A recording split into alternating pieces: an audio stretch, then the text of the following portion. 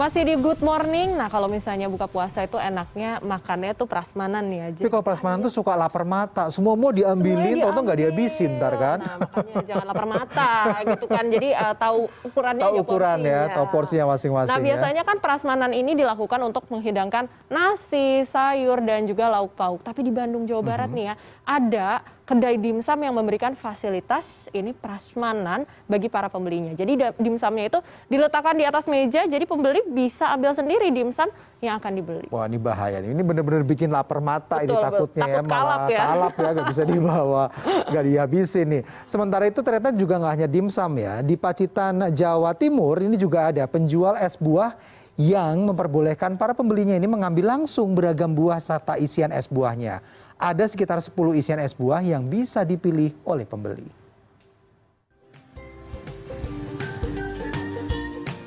Ada semangka, ada nanas, ada dawet. Wah, dicampur es dan air gula cocok ya untuk minuman saat buka puasa nanti. Es buah memang banyak dijajakan sebagai hidangan berbuka puasa. Kalau biasanya penjual es buah sudah mengemas dagangannya, beda dengan yang ada di Pacitan, Jawa Timur ini. Puji Astuti, salah satu penjual es buah, membiarkan pembeli untuk memilih dan mengemas sendiri es buah yang akan dibeli. Setiap sore menjelang waktu berbuka, Puji Astuti menggelar warung es buah prasmanannya di kawasan Jalan Ahmad Yani. Pembeli yang datang langsung diberi gelas plastik berisi es batu. Mereka tinggal mengambil sendiri isiannya. Karena es buah ini toppingnya banyak, terus harganya terjangkau, terus bisa milih selera kita mau yang mana. Satu gelas es buah prasmanan ini dibanderol Rp6.000. Dalam sehari, keuntungan yang didapatkan Puji Astuti bisa mencapai Rp400.000. Untuk bulan Ramadan peningkatannya lumayan drastis ya Mas. Untuk satu hari minimal itu 40 cup. Untuk satu lapak, untuk dua lapak bisa 80 cup. Yang ini juga dijual secara prasmanan, dimsum. Salah satu kedai makanan di Jalan Sawah Kurung, Bandung, Jawa Barat ini sengaja membiarkan pembeli mengambil sendiri dimsum pilihan mereka. Selama ini di kota Bandung ini selalu kalau membeli dimsum itu satu paket dan satu varian yang sama. Nah, maka dari itu kita mencoba untuk menggunakan mode yang berbeda, yaitu sistem prasmanan. Jadi setiap orang itu bisa untuk mengambil sendiri dimsumnya. Ini efisiennya, kita bisa milih sendiri. Kalau di restoran kan kita harus nunggu lama, belum ngantrinya. Ini lebih praktis. Yang mana kita tuh bisa memilih sesuai dengan selera kita gitu. Jadi kita misalnya mau banyakin yang dimsum yang isinya keju, kita banyakin yang keju bisa. Kita mau banyakin yang isinya ayam juga boleh. Meskipun disajikan secara prasmanan, dimsum tetap hangat karena semua disimpan di atas kompor menyala. Harga dimsum mulai dari Rp1.000 hingga Rp4.000 per butir. Tim Liputan CNN Indonesia.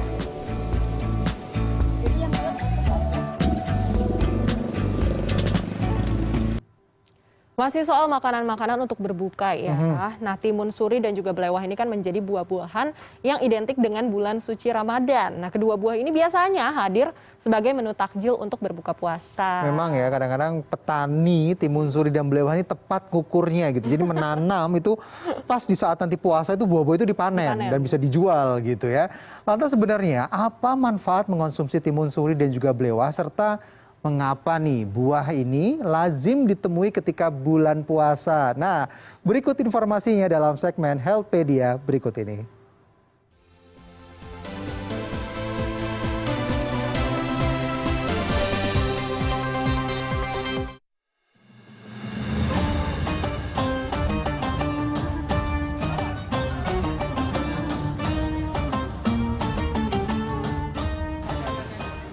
Memasuki bulan suci Ramadan, pedagang buah timun suri dan belewah bermunculan di pasar-pasar tradisional. Salah satunya di Pasar Palmerah, Jakarta Barat. Kita bahas satu persatu ya. Walau buah ini menggunakan nama timun, tapi nyatanya timun suri merupakan salah satu anggota keluarga labu-labuan dan masih satu keluarga dengan buah labu dan melon. Buah ini menjadi salah satu buah populer untuk bahan es buah sebagai menu berbuka dan biasanya mampu bertahan selama 2 hingga 3 hari. Asal daerah buah ini juga cukup beragam. Ada yang dari Cirebon, Bogor, Serang, hingga ujung Kulon. Kalau mau yang untuk konsumsi, dapat bantuan dari abangnya, ciri-cirinya nih, nggak apa-apa. Kalau yang udah kayak begini kebuka, tapi usahakan yang kelihatan masih bersih, dan dia itu harus yang dalam kondisi kering. Karena biasanya kalau basah, ini kebanyakan bubuk ya Bang ya? Kebanyakan bubuk, jadi pas lagi kita campur dengan sirup misalkan, atau dengan kental manis misalkan, dia kayak agak, apa ya, kayak pasir gitu loh, dimakan langsung hilang piar. Tapi kalau di sini itu masih bisa kenyal digigit, masih nikmat. Jadi yang bagusnya seperti ini. Wangi Pak deh. Hampir sama dengan timun suri, blewah juga jadi buah yang selalu hadir di momen berbuka puasa. Meski mirip dengan labu, blewah satu keluarga dengan buah melon. Buah ini memiliki daging buah berwarna oranye. Lantas sebagai menu berbuka puasa, kira-kira pembeli lebih suka membuat sendiri atau membeli yang sudah siap santap ya? Saya sendiri pilih seneng bikin sendiri. Kenapa tuh? Karena gulanya asli. Variasi di rumah bisa ada tape, ada yang cinco hitam ada. Suka ada tuh di rumah buah-buahan udah siap, jadi tinggal campur-campur aja. Biasanya tergantung juga kalau pulangnya agak mepet sama maghrib-maghrib gitu, beli langsung gitu. Cuman kalau ya agak senggang bikin sendiri. Kalau untuk harga, kedua buah ini tergolong ramah di kantong. Timun suri dibanderol Rp10-12.000 per kilogram. Sementara blewah Rp20.000 per kilogramnya. Tentu kita bertanya-tanya, mengapa buah-buah ini jarang terlihat jika tidak di waktu puasa Ramadan? Emang dari jauh-jauh udah dipersediakan, ya kan? Emang dari petani udah mulai nanam sebelumnya kan. Paling ya kurang 2 bulan itu udah bibit-bibit udah disediain, khusus nanam. Biasa berapa hari? 40 hari ya. Kalau yang mau membeli takjil untuk berbuka, salah satu titiknya ya di sini, Pasar Ben Hill, Jakarta Pusat. Usai 2 tahun tak beroperasi, aneka kudapan bisa ditemui. Timun suri dan blewah salah satunya. Kedua buah ini biasa dicampur pelengkap lain, seperti anggur, buah pir, buah naga, sirup, es batu, dan kental manis. Minum yang manis-manis, yang segar untuk berbuka, wah enak sekali, apalagi blewah ataupun timun suri. Tapi sejauh apa ya kira-kira manfaatnya untuk kesehatan kita? Kita tanyakan langsung saja kepada ahlinya. Kita kan kalau udah puasa itu kan hampir lebih dari 12 jam, biasanya tubuh kita dehidrasi ya. Nah, ternyata menariknya timun suri dan blewah ini kandungan airnya hampir lebih dari 90% dalam satu buah. Ya, jadi bisa menjadi alternatif pilihan kita untuk melepas dahaga atau merehidrasi tubuh kita setelah berpuasa. Selain itu, timun suri juga memiliki kandungan lain seperti kalsium, serat yang tinggi, dan juga kandungan vitamin dan mineral kalium. Timun suri dan blewah itu juga ternyata kaya akan kandungan vitamin C, E, dan juga A. Vitamin C, E, dan juga A ini sangat berperan dalam meningkatkan sistem imunitas kita. Apalagi sekarang kita di era pandemi, ini sangat penting. Ya. Meski memiliki banyak manfaat, tapi pengolahannya harus diperhatikan ya. Jangan sampai mencampur terlalu banyak gula, sirup, atau madu yang mengandung kalori tinggi. Wah, bisa memperbesar potensi obesitas loh pemirsa. Rian Fernando, Dwi Agung Yuldiarto, Jakarta.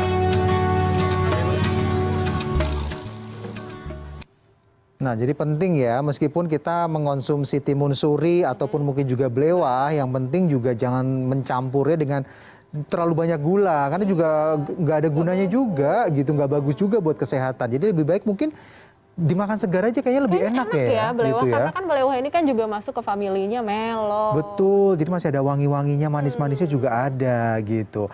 Nah, ngomongin soal buka puasa di bulan-bulan Ramadan, apalagi memasuki hari ke-10 kedua, 10 ketiga, kadangkala ini keuangan juga sudah mulai menipis. Bukber. Nah, dikit-dikit bukber. Sama temen. Alumni SMP, SMA, SD, kuliah, gitu-gitu kan. Belum teman kantor. Kantor lama, kantor yang baru dan sebagainya itu jadi wah bikin kacau lah ya, atau berdampak buruk buat keuangan kita. Nah, terus bagaimana sih cara kita biar bisa hemat nih selama bulan puasa? Kira-kira bisa nggak ya hemat ya? Bisa lah. Nah, informasinya ini untuk Anda.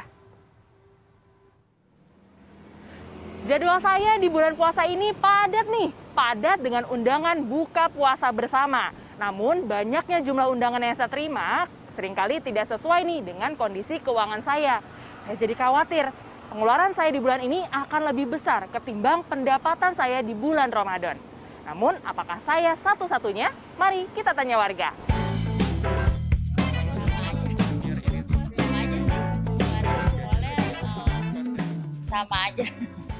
Sama aja sih pengeluarannya, soalnya kalau dari segi makan emang selalu makan di luar, cari yang gratis aja. Kalau dari kantor apa keluarga gitu sih jarang mau yang kayak misalnya teman ini teman itu, enggak, paling dari kantor sama keluarga aja. Kalau untuk biar iritnya sih kayaknya ngurangin jajan aja ya, karena kan kalau setiap hari ya di kantor pasti sering jajanin cemilan-cemilan atau mungkin kopi yang seringnya. Cuman karena puasa jadi yang berkurangnya adalah di jajan-jajan tersebut gitu. Urusan bulan puasa sih karena lebih banyak jajan gitu buat sorenya, buat buka puasa bareng-bareng.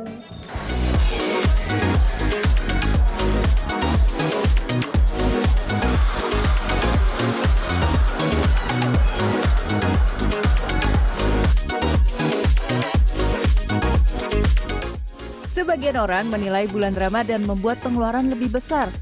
Hal tersebut dikarenakan belanja makanan kerap lebih banyak untuk menu sahur dan berbuka. Ditambah lagi kondisi harga bahan pokok yang terus meningkat. Kita pun perlu lebih bijak dalam mengelola keuangan dan menyiapkan dana darurat sebagai langkah persiapan pengeluaran tidak terduga. Rencana Keuangan Safir Senduk menyebut, mengatur keuangan merupakan bagian dari mengendalikan gaya hidup dan kebiasaan, sehingga kita dapat memaksimalkan keuangan agar tepat sasaran. Mulailah dengan menyusun anggaran keuangan. Selanjutnya, buat skala prioritas dengan mengutamakan kebutuhan pokok terlebih dahulu. Mengendalikan atau melakukan apa yang bisa kita kontrol diri sendiri, barang-barang yang sifatnya keinginan yang mungkin tidak mandatori banget, nggak perlu-perlu banget, bisa kita kurangi sehingga kita bisa fokus di bulan puasa ini dalam membayar pengeluaran-pengeluaran terutama bukber dan makan di luar bareng orang rumah. Bulan puasa di tengah pandemi dengan pengeluaran yang besar dan kerap tidak terkontrol membuat kita harus cermat, mampu mengendalikan diri agar tidak membeli barang yang bukan kebutuhan utama. Di sisi lain, kemampuan untuk jujur pada diri sendiri dan memilah lingkungan pertemanan juga diperlukan agar sama-sama bisa menyesuaikan kondisi keuangan. Salah satu langkah sederhana yang bisa dilakukan adalah dengan berani memberikan pendapat lokasi dan menu buka bersama dengan budget yang ramah di kantong. Clarissa Radia, Muhammad Wahyudi, Jakarta.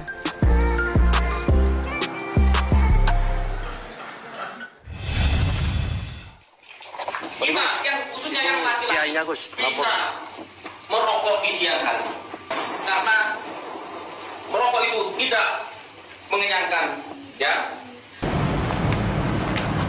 Warga Situbondo, Jawa Timur dihebohkan dengan video viral yang diduga mengandung aliran sesat. Di mana ada seorang kiai yang berdakwah dan juga mengatakan bahwa jika merokok dan berhubungan badan suami istri itu diperbolehkan saat siang hari di bulan Ramadan. Informasi selengkapnya sesaat lagi, tetaplah di Good Morning.